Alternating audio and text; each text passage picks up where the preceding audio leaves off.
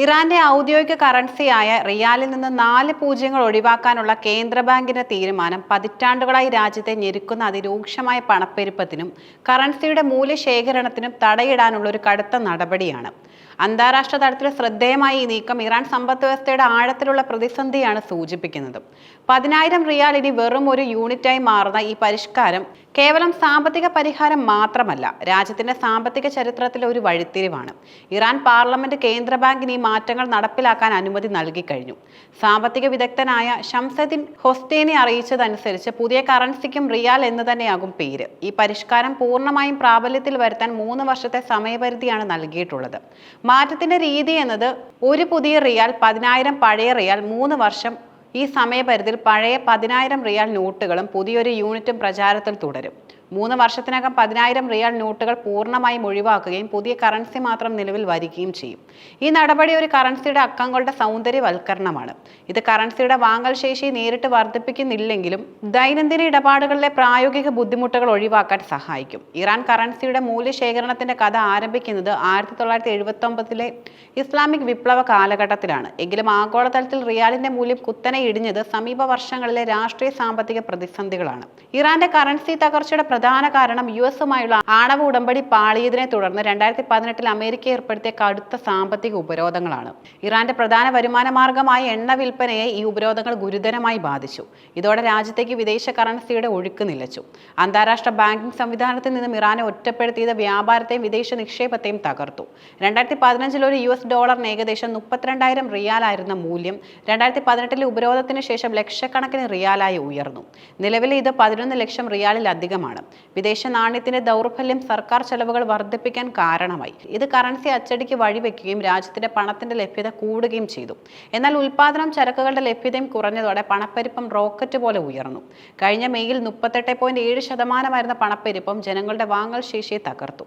ഇത് കറൻസിക്ക് യാതൊരു മൂല്യമില്ലാത്ത ഒരു അവസ്ഥയിലേക്ക് നയിച്ചു. ഇറാൻ ഈ കടുത്ത തന്ത്രം അവലംബിച്ചതിന്റെ ലക്ഷ്യങ്ങൾ വ്യക്തമാണ്.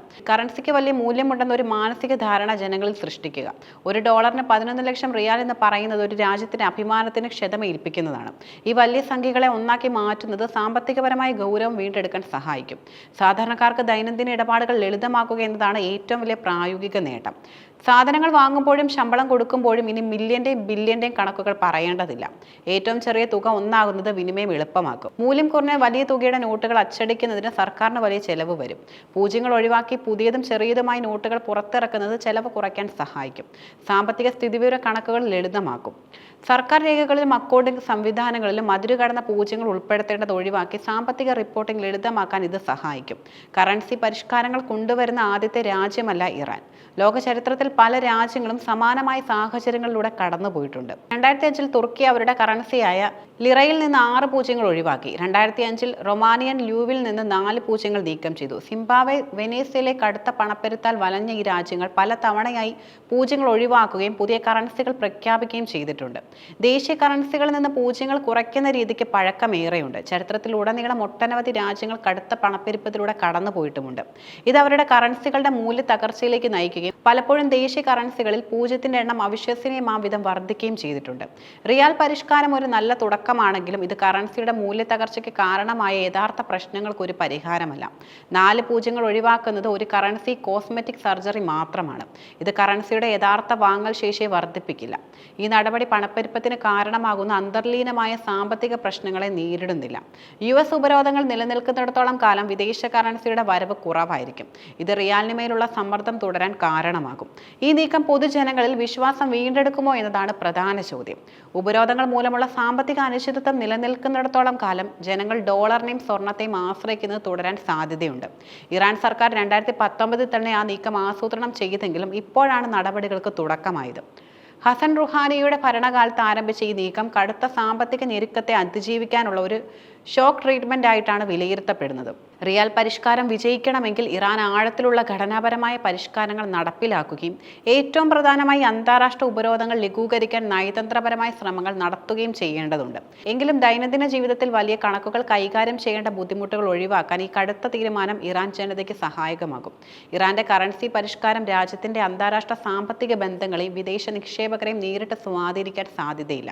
ഈ നീക്കം കറൻസിക്ക് മൂല്യമുണ്ടെന്ന് വരുത്തി തീർക്കാനുള്ള ശ്രമമാണ് പ്രശ്നമാണെങ്കിലും പതിറ്റാണ്ടുകളായി ഇറാനിൽ നിലനിൽക്കുന്ന സാമ്പത്തിക സ്ഥിരതയില്ലായ്മയുടെ ഒരു ബാഹ്യ ലക്ഷണമായിട്ടാണ് അന്താരാഷ്ട്ര നിക്ഷേപകർ ഇതിനെ കാണുന്നത്. ഒരു രാജ്യത്തിന്റെ കറൻസിക്ക് വിശ്വസനീയമായ വാങ്ങൽ ശേഷി ഉണ്ടോ എന്നതാണ് നിക്ഷേപകർ പരിഗണിക്കുന്നത്, അല്ലാതെ അതിലെ പൂജ്യങ്ങളുടെ എണ്ണമല്ല. ഏറ്റവും പ്രധാനം US ഉപരോധങ്ങൾ നിലനിൽക്കുന്നിടത്തോളം കാലം ഇറാന്റെ ബാങ്കിംഗ് സംവിധാനം അന്താരാഷ്ട്ര തലത്തിൽ ഒറ്റപ്പെട്ട നിലയിലായിരിക്കും. പ്രധാനപ്പെട്ട വിദേശ നിക്ഷേപകരും കമ്പനികളും ഉപരോധങ്ങൾ ലംഘിക്കാനുള്ള സാധ്യതയുള്ളതിനാൽ ഇറാനിൽ പണം മുടക്കാൻ മടിക്കും. അതിനാൽ കറൻസി പരിഷ്കാരം വിദേശ നിക്ഷേപകരെ ആകർഷിക്കാൻ കാര്യമായി സ്വാധീനം ചെലുത്താൻ സാധ്യതയില്ല. അന്താരാഷ്ട്ര വ്യാപാരത്തിൽ റിയാൽ ഉപയോഗിക്കുന്നത് കുറവായതിനാൽ ഡോളറിലോ യൂറോയിലോ നടക്കുന്ന ഇടപാടുകളെ ഈ മാറ്റം ബാധിക്കില്ല. ഈ മാറ്റം ഒരു സ്ഥിരമായ പരിഹാരമല്ല, ഇതൊരു കോസ്മെറ്റിക് പരിഷ്കാരം മാത്രമാണ്. ഇറാന്റെ പണപ്പെരുപ്പത്തിന് മൂല്യതകർച്ചയ്ക്കും കാരണം ഉപരോധങ്ങളും എണ്ണ വരുമാനത്തിലെ കുറവുമാണ്. ഈ ഘടനാപരമായ പ്രശ്നങ്ങൾ നിലനിൽക്കുന്നിടത്തോളം കാലം പണപ്പെരുപ്പം വീണ്ടും വർദ്ധിക്കുകയും കാലക്രമേണ കറൻസിക്ക് വീണ്ടും പൂജ്യങ്ങൾ ചേർക്കേണ്ടി വരികയും ചെയ്യും. ഉപരോധങ്ങളെ മറികടക്കാനുള്ള ആഴത്തിലുള്ള സാമ്പത്തിക പരിഷ്കാരങ്ങൾ നടപ്പിലാക്കിയാൽ മാത്രമേ റിയാലിന് സ്ഥിരമായ മൂല്യം ലഭിക്കുകയുള്ളൂ. ചുരുക്കത്തിൽ, ഉപരോധങ്ങൾ നീക്കം ചെയ്യുകയോ അവയുടെ സ്വാധീനം കുറയ്ക്കുന്നതിനുള്ള ശക്തമായ ആന്തരിക സാമ്പത്തിക നടപടികൾ സ്വീകരിക്കുകയോ ചെയ്യാതെ ഈ പൂജ്യം ഒഴിവാക്കൽ തന്ത്രം ദൈനംദിന ഇടപാടുകൾ ലളിതമാക്കാൻ മാത്രമേ സഹായിക്കൂ.